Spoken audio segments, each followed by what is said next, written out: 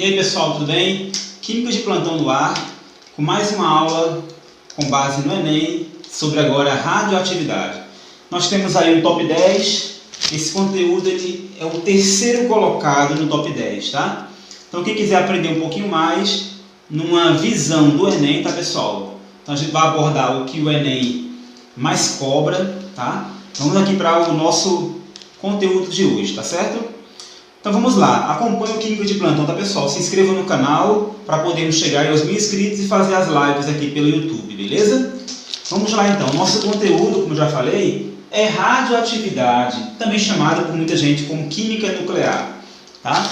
Vamos lá porque temos um monte de coisa para discutir bem legal aqui sobre esse conteúdo.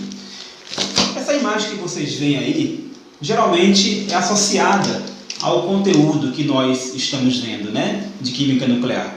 A essa associação negativa da bomba nuclear, né? Dos eventos que já aconteceram, por exemplo, lá em Hiroshima e Nagasaki, por exemplo, naquele evento do acidente de Chernobyl, né? Que vitimou várias pessoas, deixou uma cidade fantasma, do evento que aconteceu em Goiânia, tá? Com o Césio 137. Geralmente é isso que as pessoas pensam. Mas a química nuclear, ela tem várias outras aplicações importantes, como na medicina, tá? Como na produção de energia, né? E muitas outras coisas que estão sendo feitas, né? Na questão dos alimentos, né? Radiação de alimentos para evitar contaminação. Onde é que vem essa questão da radioatividade? De onde vem a radioatividade? De onde vem essa energia que emana dos núcleos dos átomos? Bom, tudo isso começa de uma coisa que tem a ver com a relação no núcleo do átomo, tá? No núcleo do átomo, nós sabemos desde Rutherford, e depois comprovado por outros cientistas, sabemos que existe uma relação entre cargas positivas. Mais tarde, após Rutherford escrever seu modelo e apresentá-lo, a gente ficou sabendo, através de outros pesquisadores, né? Que o núcleo também é constituído de nêutrons, além dos prótons, também por nêutrons, tá? Essa relação nêutron-próton, ela é uma relação crucial para a estabilidade do núcleo, uma relação crucial. Sabemos que os prótons, apesar de macroscopicamente eles exercerem uma repulsão entre si, tá? Isso do ponto de vista macroscópico. Do ponto de vista microscópico, do ponto de vista atômico mesmo, nós temos uma força, tá? Uma força que ela é de curto alcance, que a gente não fala muito no ensino médio, que é a força nuclear, uma força nuclear de alta intensidade, que mantém esses prótons ligados, tá? Através de vamos dizer partículas, mas através de uma entidade chamada de gluon. Então, os gluons mantêm esses prótons muito próximos uns dos outros. Logicamente que o papel dos nêutrons na questão macroscópica do núcleo é manter esses prótons, vamos dizer assim, numa posição estável uns dos outros, tá? E com isso a gente tem um núcleo em seu todo, em seu total, um núcleo estabilizado.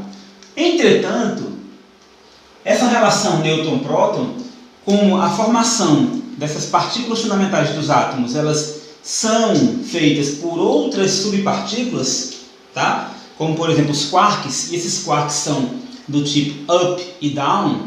A gente também não vê isso muito no ensino médio, talvez em física moderna, né, os conteúdos sejam dados. Depende muito da matriz, né, se é vestibular ou se é Enem. Mas os quarks que formam os prótons e os nêutrons, eles têm caráter positivo e caráter negativo, tá? Chega um momento que essa relação nêutron-próton ela começa a não funcionar tão bem. Quando, professor? Essa relação nêutron-próton ela vai bem quando ela é próxima de 1, a gente vai ter uma tendência de estabilidade, quando ela é próxima de 1. Ou seja, quando eu tenho para cada um próton, eu tenho um nêutron, tá? Então a gente tem uma certa estabilidade. Mas quando isso foge, e na realidade foge porque isso aqui é apenas um modelo, tá? Existe existe um modelo a ser seguido sempre, né? No caso da relação nêutron-próton, existe um cinturão, tá? Um cinturão de estabilidade que mostra essa relação entre nêutron e próton, e quando ela foge de 1, nós temos então alguns fenômenos. Quais são esses fenômenos? Esses fenômenos, eles vão ser gerados dessa instabilidade da relação dessas partículas fundamentais. E essa estabilidade faz o quê? Faz com que haja situações onde o átomo, no caso do núcleo, precisará se desfazer de alguma de suas partículas, tá? Para que resgate a estabilidade. Como é que isso acontece? Isso acontece com emissão de partículas e acontece também com emissão de radiação. As partículas são diversas, tá? As partículas são várias, a gente vai falar sobre elas aqui. Essa emissão de radiação juntamente com as partículas vai trazer uma certa estabilidade. Nós temos aqui então uma situação instável e aqui a tendência de chegarmos numa situação estável, tá? É importante falar que a radioatividade, o fenômeno de emissão de partículas e também de emissão de radiação, de ondas eletromagnéticas, ela envolve tanto as questões naturais, ou seja, existem os radioisótopos naturais, tá? Que se encontram na natureza em pequenas quantidades, mas existem bastante, tá? E existe também a radiação artificial, que são pode ser ocasionadas pelo bombardeamento, tá? de partículas nesses isótopos, tá? E também nós temos o fato da formação de novos isótopos que não são naturais, ou seja, isótopos artificiais, e estes, por serem instáveis, por não existirem na natureza de maneira espontânea, esses, na hora que são sintetizados, eles são instáveis e já começam a produzir essas radiações, tá? Esse é um fato importante. Vamos lá. No momento em que um elemento químico emite radiação, essa radiação que a gente fala, ela é uma onda eletromagnética, tá, pessoal? Todo mundo já viu no conteúdo de física, de ondas, né? Que as ondas elas podem ser de várias naturezas, né? A gente tem as ondas mecânicas, a gente tem as ondas térmicas, tá? Nós temos as ondas eletromagnéticas, e essas ondas eletromagnéticas, elas têm uma característica que eu acho que todo mundo conhece, que elas se propagam, elas viajam na velocidade da luz, tá? A velocidade delas é próxima, tá? Ou é igual à velocidade da luz. Não importa se elas sejam ondas de rádio ou se elas sejam raios gama. No caso da radiação emitida pelos elementos radioisótopos, essa radiação ela é do tipo raios gama. Tá, pessoal? Ela é do tipo raios gama. Os raios gama, eles são o tipo de radiação eletromagnética que tem uma das maiores, tá, frequências, ou seja, a capacidade de oscilação dessas ondas, a capacidade de fazer ciclos, tá, por segundo, a quantidade de ciclos por segundo é uma das maiores que nós temos, tá? Eu não vou dizer que é a maior porque nós temos ainda os raios cósmicos que não foram colocados aqui. Essa alta frequência está automaticamente, né, atrelada a uma alta energia. Então os raios gama são partículas altamente energéticas, tá? Elas vão ter um pequeno comprimento de onda, que a gente mede aqui, ó, entre dois vales ou entre duas cristas. Um pequeno comprimento de onda. Quanto menor o comprimento de onda, maior a frequência, maior a capacidade de fazer oscilações em um segundo, tá? E isso vai ter uma relação direta com a energia. Então, frequência e energia, elas são relações diretamente proporcionais. Quanto maior a frequência, maior a energia. Já dizia lá a equação de onda, a equação de Planck, tá? Que vocês já viram lá em física. Então, juntamente com as partículas emitidas, a energia que vem junto é a energia devido às radiações gama. Por isso, né, essa preocupação com a emissão de partículas e com a emissão de radiação por esses elementos que são instáveis. Então essa é uma preocupação bem grande. No entanto, há como a gente tirar proveito dos elementos radioativos, como eu já falei, tanto na medicina, como na geração de energia, tá? Como na indústria. Tá, pessoal? Vamos lá. Com relação às partículas que são emitidas pelos elementos radioativos, é importante que a gente saiba as mais conhecidas. Tá? Existem várias, mas existem as mais conhecidas. As mais conhecidas são a partícula alfa, tá? A partícula beta e a radiação gama, ok? Nessa figura, nós estamos mostrando o poder de penetração, tá, de cada uma dessas entidades. No caso, a partícula alfa, que ela tem massa 4 e ela tem carga 2, ou seja, a partícula alfa, ela se assemelha a um átomo de hélio. Tá? Se assemelha a um átomo de hélio. São núcleos de hélio. Ok? A partícula alfa, ela tem um pequeno poder de penetração. Como ela tem muita massa, nunca esqueçam, lá do primeiro ano, né? Todo mundo viu? Nós temos aqui a massa, ok? A massa. E nós temos aqui a carga. Para um átomo, essa carga é o número atômico, né? A carga, ou seja, o número de prótons contidos no núcleo, ok? Vamos lá. Como a massa da partícula alfa é muito grande, então a partícula alfa ela é capaz apenas de se chocar contra as superfícies e não consegue ultrapassar, tá? Por exemplo, na nossa pele, a gente pode ser atacado por partículas alfa, mas ela não tem um poder alto de penetração. Então, pedaços finos de madeira e de papel conseguem barrá-las. Já a partícula beta, vamos lá, a partícula beta, ela tem carga próxima de zero, massa próxima de zero, e tem carga menos 1. A partícula beta, ela é, na verdade, um elétron. Vamos falar disso depois. Ela é um elétron que foi expelido do núcleo atômico, tá? Então, a partícula beta, por que partícula? Porque a sua massa é aproximadamente igual a zero, mas não é igual a zero, então é uma partícula. Tá, pessoal? A partícula beta ela tem um poder de penetração maior do que a partícula alfa, porque sua massa é muito pequena, é uma massa desprezível, então ela consegue ultrapassar uma folha de papel, um pedaço de madeira, mas ela é barrada por uma chapa de metal normal, ok? Então, mas isso tem um poder de penetração interessante. Com relação à carga, preste atenção, a carga dela é menos 1, ela é um elétron. E a radiação gama, essa aqui é muito importante, ela não tem massa, ela não tem carga. Então, na verdade, ela é uma onda eletromagnética. Então aqui, ó, ela é uma onda eletromagnética.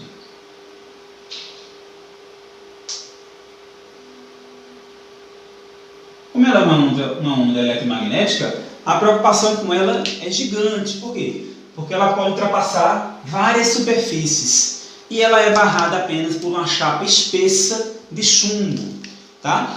Por exemplo, na usina de Angra, né, vamos dizer assim, a região lá ela é toda protegida na parte externa por grandes paredes de chumbo, para que não haja nenhum tipo de vazamento para a cidade, para a vizinhança. Logicamente que lá dentro também não há, tá, pessoal? Existe um sistema de segurança, lá dentro também não há.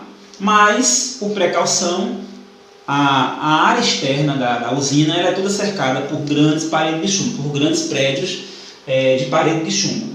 É importante você saber que, caso seja perguntado algo sobre isso, sobre a natureza dessas entidades, alfa e beta são partículas. Tá? São partículas.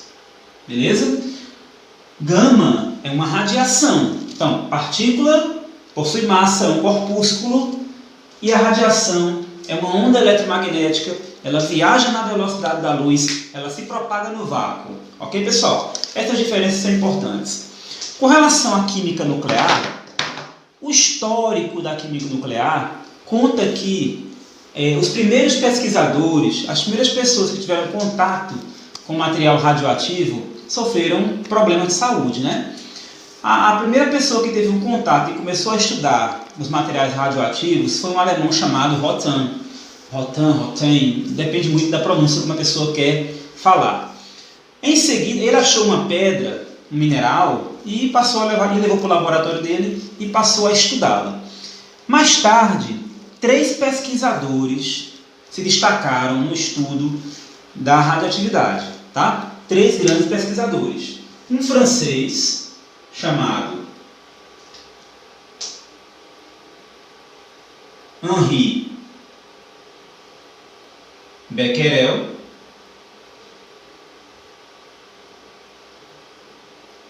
tá? Pierre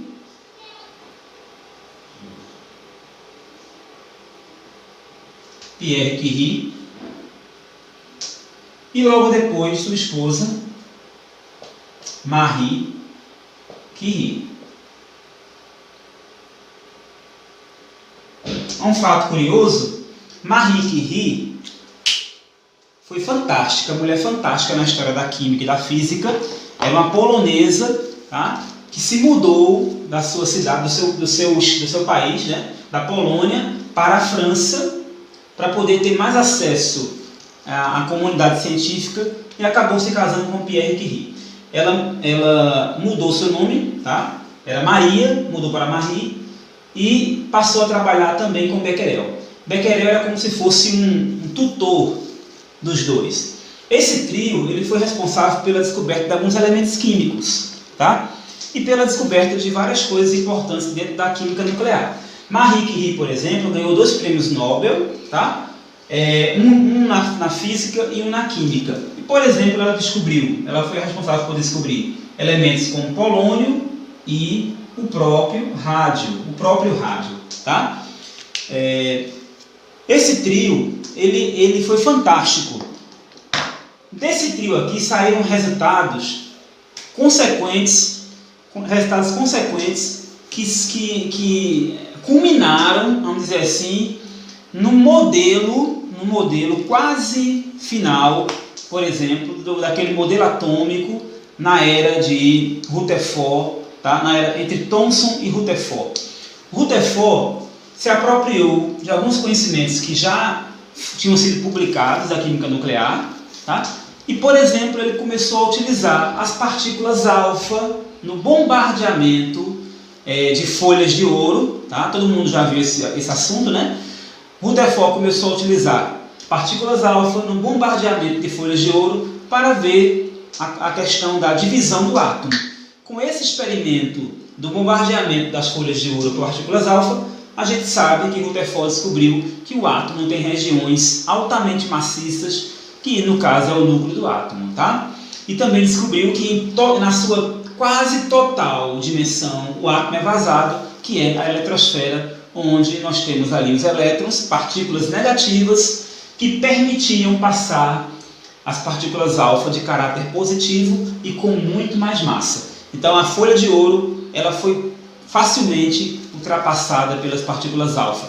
E apenas em alguns pontos diminutos, pontos muito difíceis de serem encontrados, quando ela se chocava, ela voltava, ela ricocheteava, às vezes voltava fazendo ângulo de 120, 130, 100 graus, às vezes voltava no ângulo de 180 graus, tá?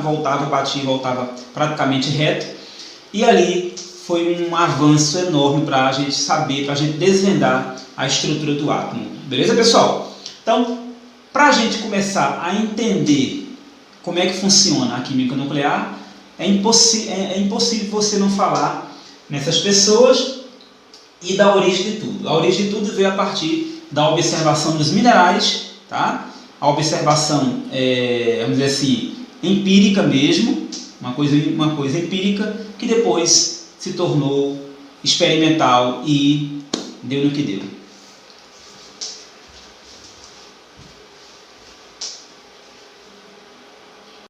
Bom, pessoal, no que concerne aos processos radioativos, é importante saber, né, a importância de 2 reações bem conhecidas, de 2 leis bem conhecidas, tá?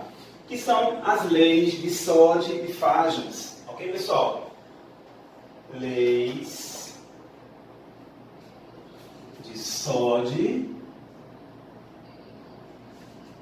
e Fajans. Juntamente com essas leis, vocês vão ter condições de conhecer as principais emissões que ocorrem com os elementos radioativos, tá? Com os radioisótopos, como falamos também em química. A primeira e a segunda lei de Fajans, por isso o nome leis no plural, diz respeito às seguintes emissões: as emissões alfa e as emissões beta. Então, primeira e segunda lei dizem respeito às emissões alfa e beta. Tá? É simples. Tá, pessoal? É muito simples.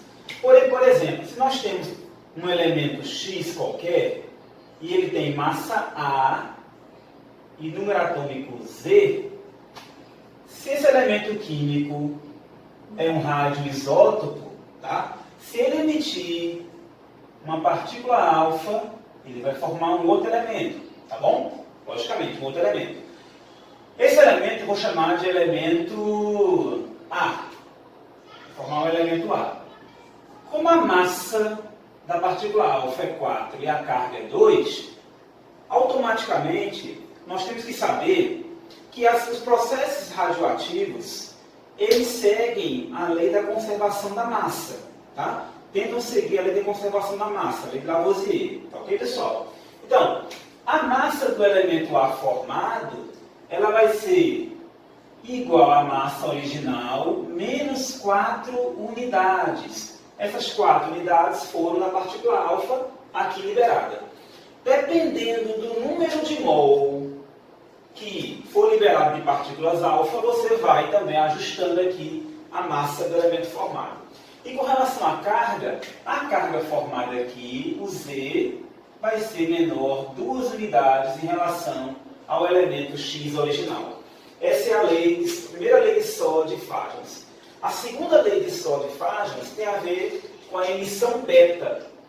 Se um elemento X de massa A e número atômico Z, ele emite uma partícula beta, que tem massa 0, aproximadamente igual a 0, ele vai se transformar num elemento A com a mesma massa, aproximadamente a mesma massa. A gente diz que é igual porque essa massa da partícula beta é próxima de 0.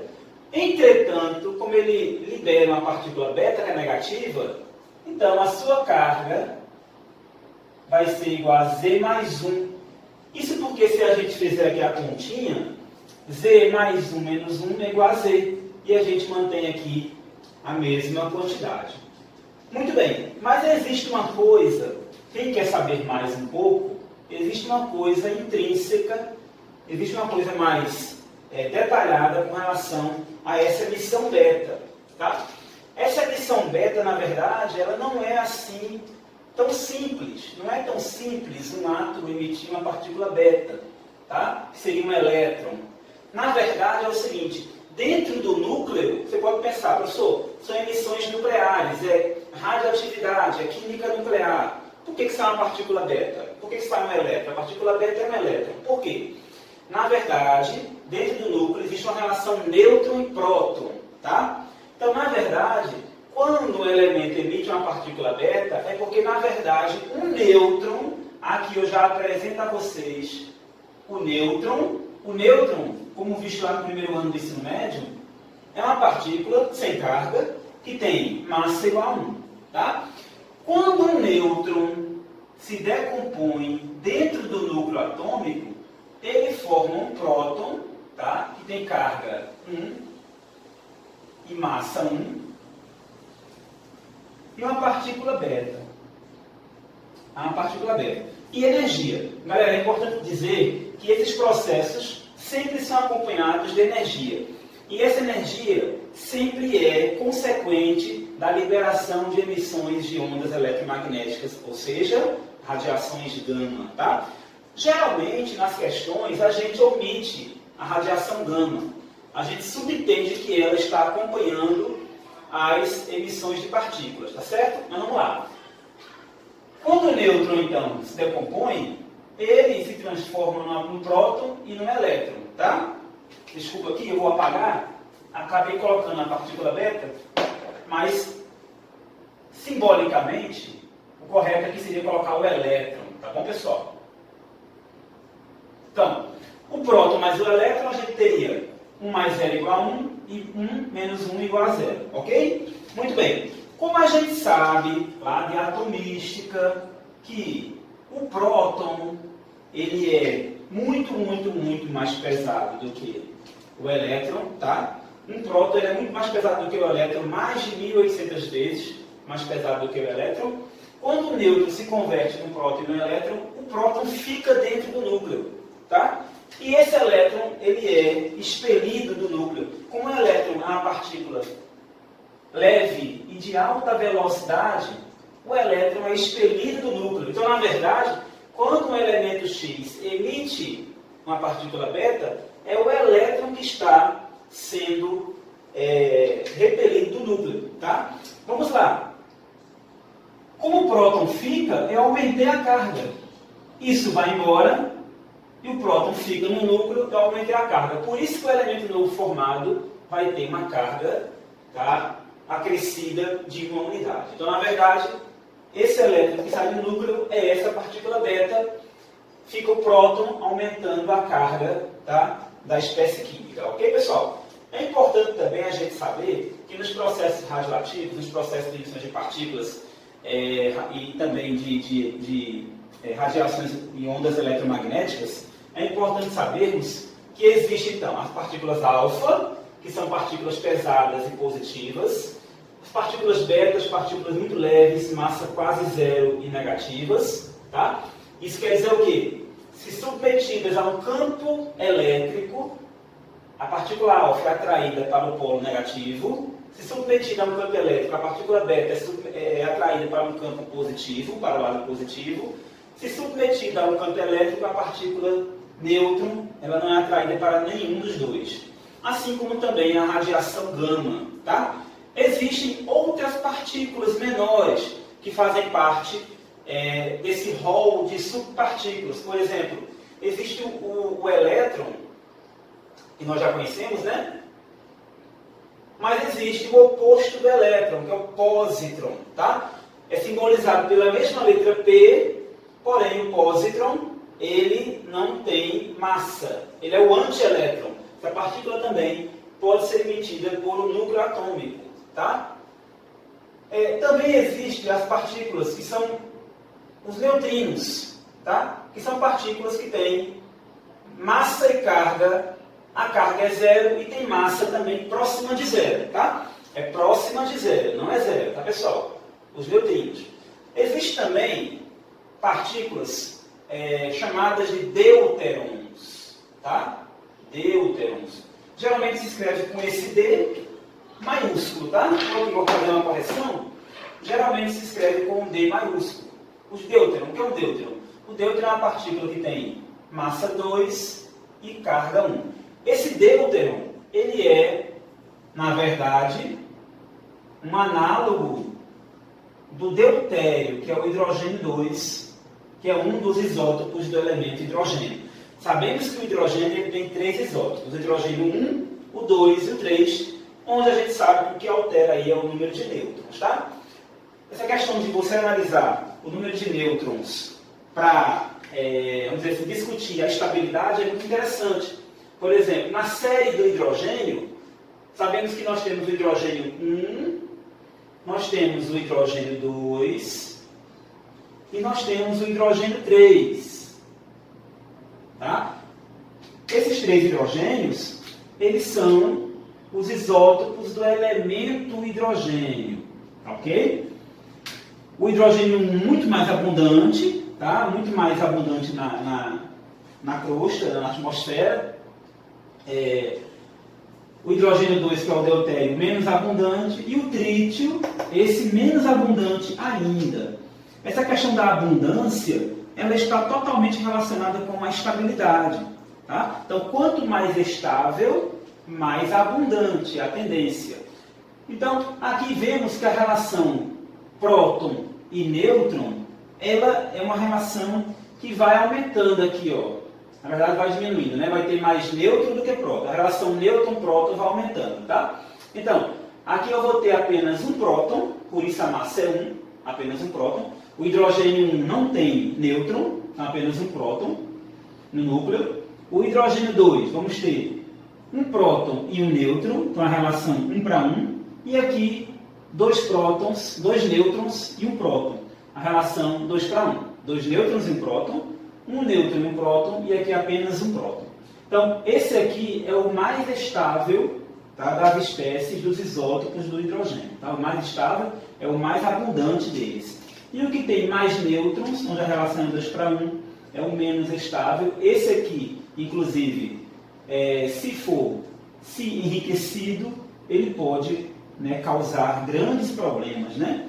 Existe inclusive o processo de decaimento desse hidrogênio o trítio, ele é relatado no filme do Homem-Aranha, né? Naquele filme que o Homem-Aranha luta contra o Dr. Octopus, tá?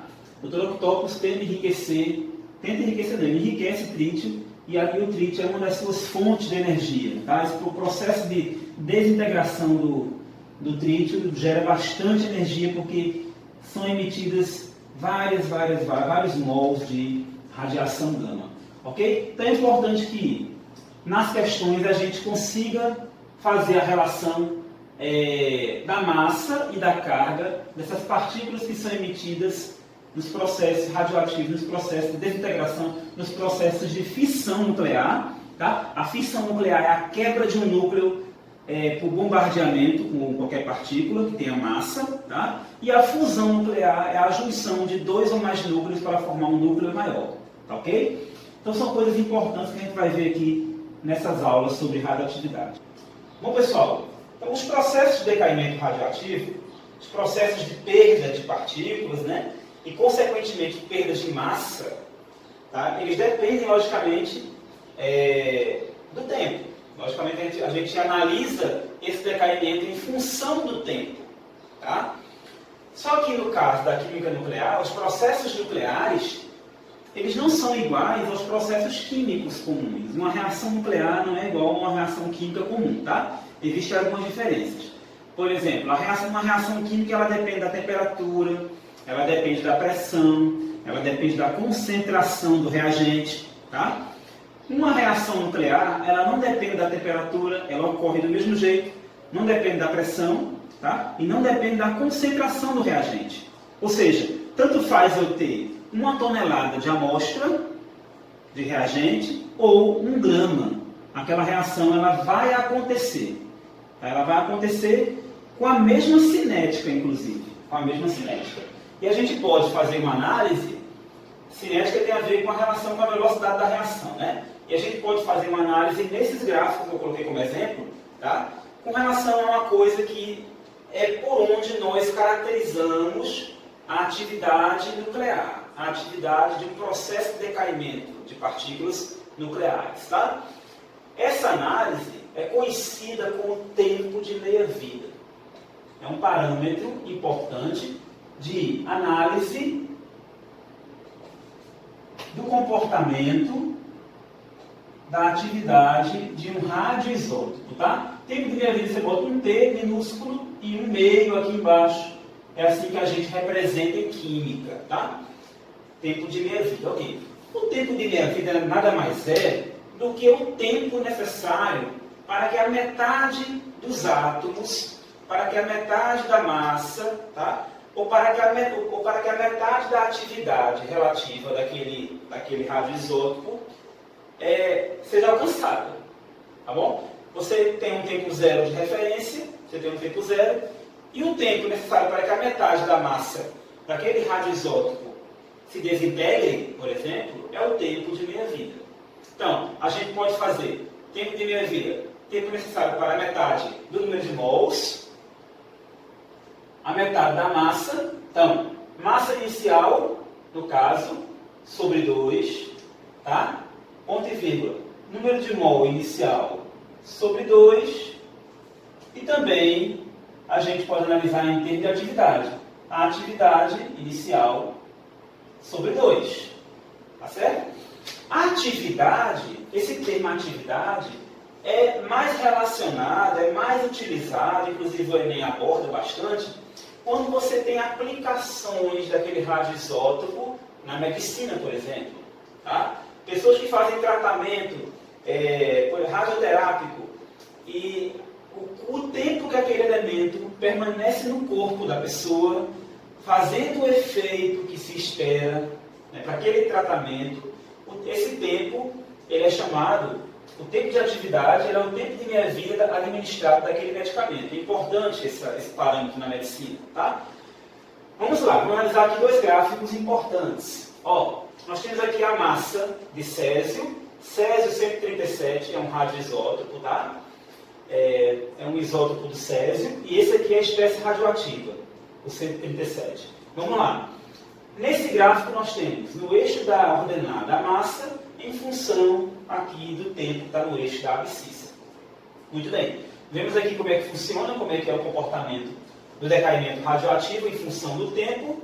E para nós determinarmos o tempo de meia-vida, você vai analisar que no tempo zero, a massa da grama, a massa da amostra inicial são 8 miligramas. Então, eu tenho 8 miligramas dessa espécie, desse radioisótopo, dessa amostra, tá? Professor, a amostra é césio puro? Pode ser césio puro, tá? Desde que se tenha ele isolado, mas geralmente é uma amostra mineral, tá? Então, no tempo zero, nós temos 8 miligramas de césio, tá? 8 miligramas de césio. Muito bem. Vamos analisando aqui, ó. Se são 8 miligramas, a gente vai analisar o tempo para que a metade dessa amostra sofra desintegração. Então, claro que aqui a metade da massa vão ser 4 gramas. Então, você vem aqui, ó. Você vem aqui. Quando a gente tem aqui, ó, 4 toca aqui na curva, e você vai ler a leitura do tempo, você vai fazer aqui embaixo, ó, no gráfico.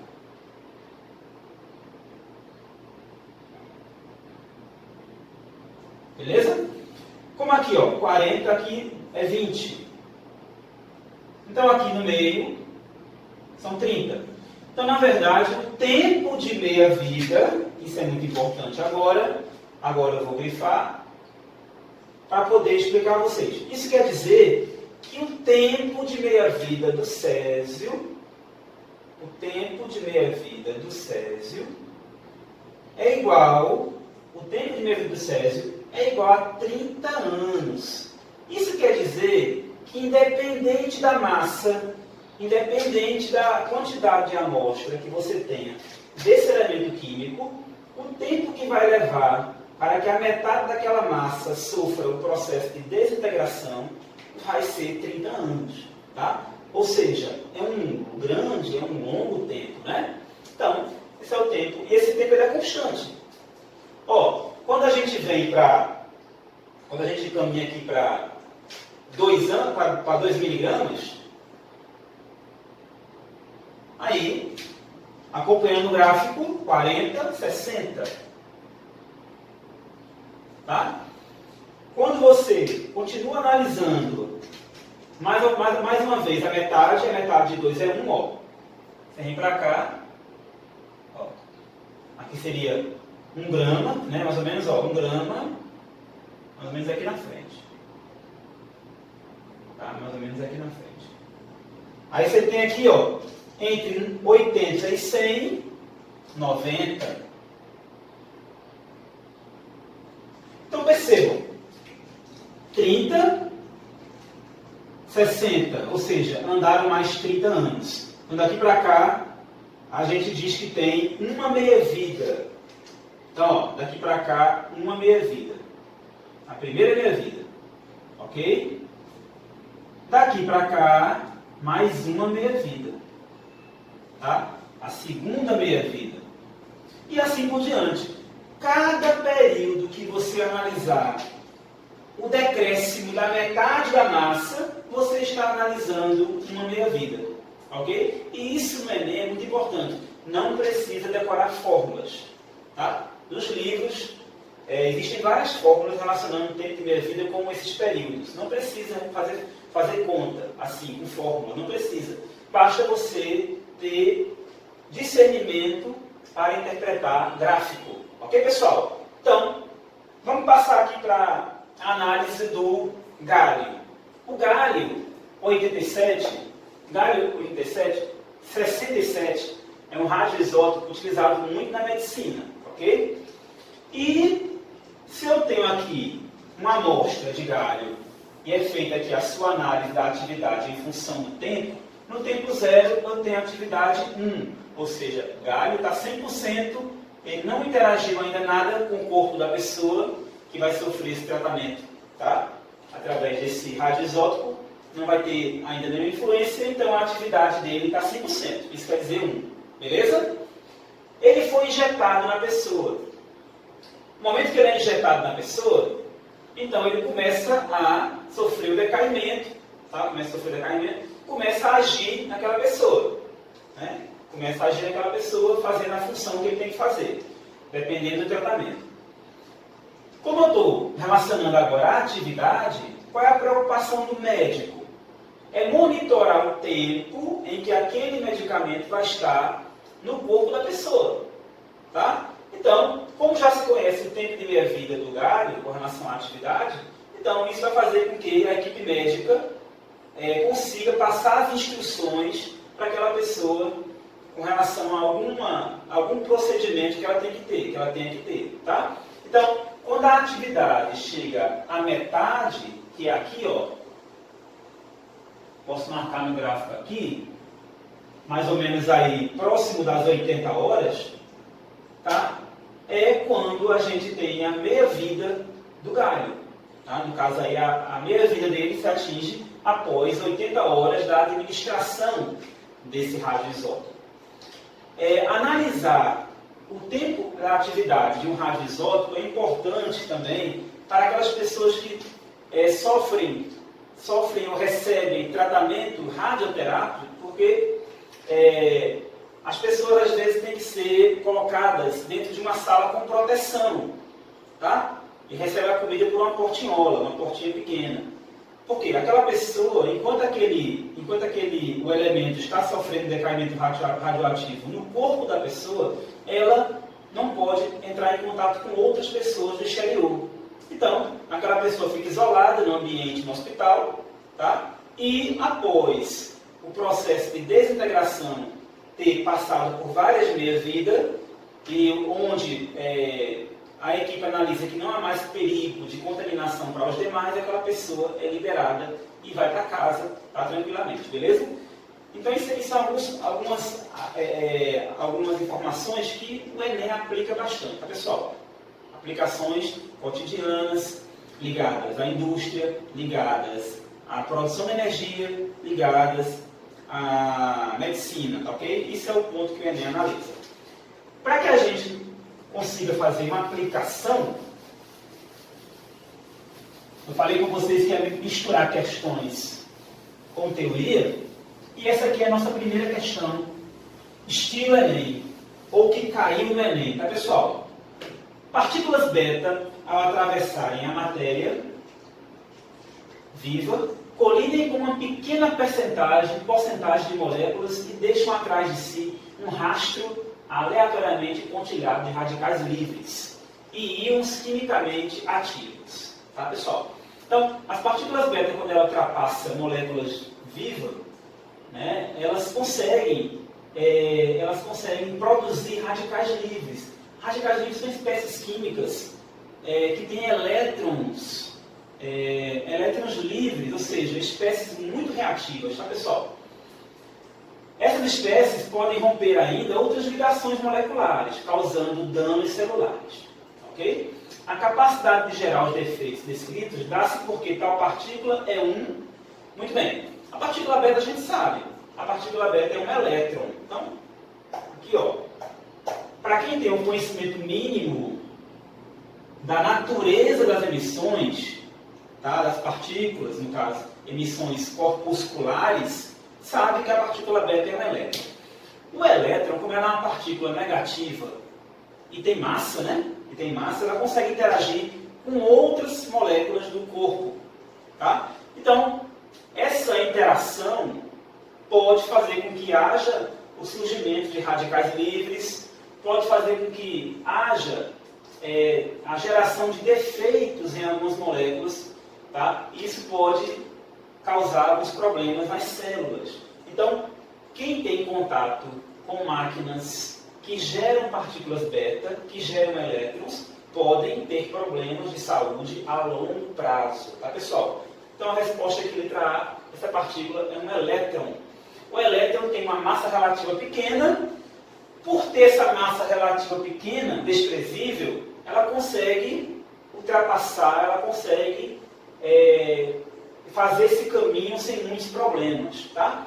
Como ela tem uma alta energia cinética, ou seja, o elétron ele viaja numa alta energia cinética, então ele consegue também fazer esse movimento sem muitos problemas, tá? Sem muitos empecilhos. Vamos para mais uma questão do estilo do Enem. O processo de radiação de alimentos consiste em submeter os alimentos já embalados ou a granel a uma quantidade controlada de radiação ionizante por determinado período de tempo. Esse procedimento não aumenta o nível de radioatividade normal dos alimentos, tá? A aplicação de uma dose de radiação normalmente resulta na morte de insetos, bactérias, fungos e leveduras, aumentando assim o tempo de conservação dos alimentos e pode retardar a maturação de algumas frutas e legumes, sendo possível assim aumentar seu período de armazenamento. Então, alguns alimentos eles sofrem um processo de esterilização por radiação ionizante, tá? Geralmente essa radiação ela é monitorada, tá, pessoal? A radiação de gama ela é monitorada e dentro de um padrão de segurança, tá ok? Em relação a esse processo de conservação de alimentos descrito no texto, infere-se que, então, infere-se que, vamos lá, infere-se que alimentos tratados com radiação ficam mais sensíveis ao ataque de insetos, bactérias patogênicas, fungos e leveduras? Não, pelo contrário, o texto fala aqui justamente ao contrário. O alimento não fica mais sensível, tá? Letra B. Frutas e legumes, quando submetidos a uma dose de radiação, apodrecem mais rapidamente? Também não, tá? O processo de radiação de alimentos torna-os altamente radioativos e impróprios para o consumo humano? Também não. Foi citado no texto que há um padrão, tá? Há um monitoramento. Apenas os alimentos já embalados em recipientes adequados podem ser submetidos a uma dose de radiação ionizante, tá?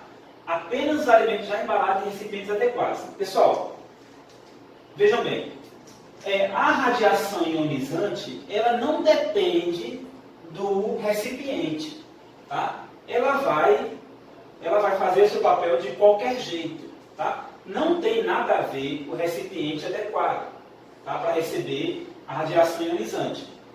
O que vai ter de influência do recipiente é com relação à embalagem, só com relação à embalagem do alimento. Uma vez recebendo a radiação, a embalagem tem que ser evacuada, tá? Ou seja, a vácuo, tem que ser dado o vácuo para que não haja entradas de matéria, mas não há relação entre o recipiente e a radiação que vai ser colocada.